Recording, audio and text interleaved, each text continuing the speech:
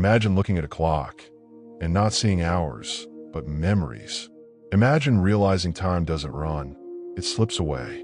One day, you wake up and discover the years didn't pass, they vanished. Older people don't see time the way we do. And if you think you still have time, you may already be running late. In this video, you'll uncover what the elderly have learned, often too late, about time, and why that truth could change the way you live the rest of your life. At 25, you feel like you have the world in your hands. At 40, you begin to sense that time isn't endless. But at 70, 80, something shifts. Older adults start measuring time differently, no longer in business days or deadlines. They count birthdays they still have left, grandchildren they can still visit, Sunday lunches that can't be postponed anymore. In this video, you'll discover what aging teaches us about time, and maybe, just maybe, it will change how you live your now. When was the last time you really noticed how time passes? For the young, time is a promise. For adults, it's a race. But for the elderly, time is an echo. They stop thinking about next vacations and start remembering hands they once held, words they didn't say, silences that now scream. At 20, you think everything can be fixed. At 80, you realize not everything was broken. It just passed. And that's when the greatest truth hits. Time doesn't heal everything. It just hides things well. Have you ever spoken with someone in their 90s about life? They rarely talk about their careers. They don't recall the deadlines they met, but they remember in detail the day their child was born, the smell of their mother's kitchen, the last time they saw great love. Time, for them, isn't on a calendar. It lives in memory. Science calls this subjective time. Studies show that as we age, our perception of time changes. Minutes feel like seconds. Weeks fly by like days. And life starts to feel like a whisper. That's why so many seniors say, life went by in the blink of an eye. And that's not just a metaphor, it's neuroscience. Youth lives in a rush, but rushing is an illusion of control. You race to achieve and forget to live. You chase money and miss your child's childhood. You strive for success and fail at connection. Older people know. Those who live in a hurry miss what matters most, the present. That's why they walk slowly, not just because of age, but because they've learned, sometimes too late, that slowing down helps you see more clearly. The greatest lessons from the elderly aren't written in books. They're in the eyes of those who've lost too much time. They know that time with loved ones is the best investment. It's the simple moments you miss the most. A shared silence can be worth more than 1,000 words. And the most powerful lesson? They know that, in the final countdown, none of the urgent things ever really mattered.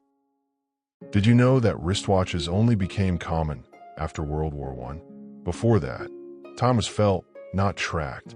People marked time by church bells, sunsets, or the smell of baking bread. Then came modern life.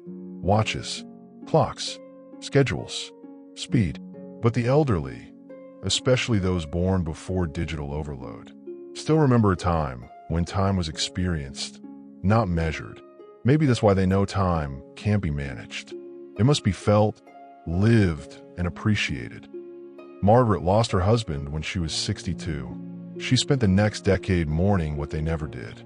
Not the big dreams, but the small things they kept postponing.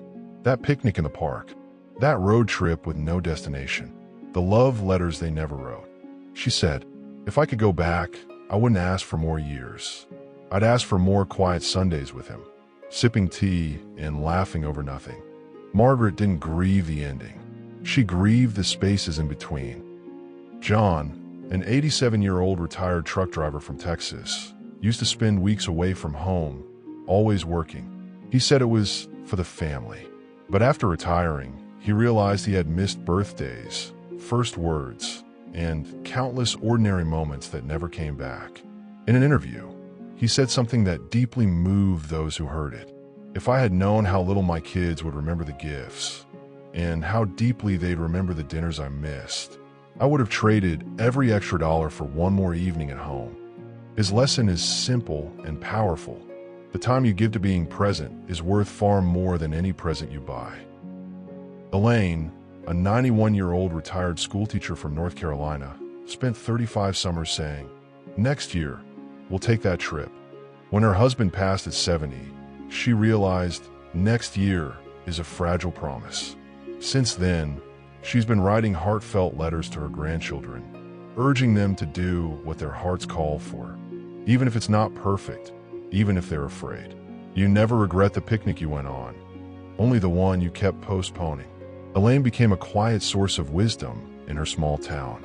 Her story is a gentle but firm reminder that later might never arrive. Maybe you're watching this thinking, but I still have time. And yes, you do. For now. But here's the real question. Are you using your time in a way that your 80-year-old self will be proud of? Stop and reflect. Do you call the people you love? Do you say, "I love you" often enough? Are you present, or just passing through? Older people don't know how much time they have left, but neither do you. The only difference is they know that. You still live like you're immortal. Many older adults, when the time comes to move out of their homes and into assisted living or with family, realize how much they've accumulated, but also how much they miss creating. A Harvard Aging Project study found that seniors deeply cherish photos, letters, and small tokens of shared memories, far more than expensive possessions. They don't cling to the new sofa, but to the corner of the living room where everyone used to sit together. The lesson? Create memories, not clutter. Every elder we spoke to for this video, without exception, said that if they could leave just one message for younger generations, it would be, don't wait. Don't wait for the perfect job to be happy. Don't wait for the right time to say, "I love you." Don't wait for everything to be ready before living what truly matters. Because someday is not on the calendar. And maybe the greatest wisdom from the elderly isn't in what they did, but in what they hope you won't put off.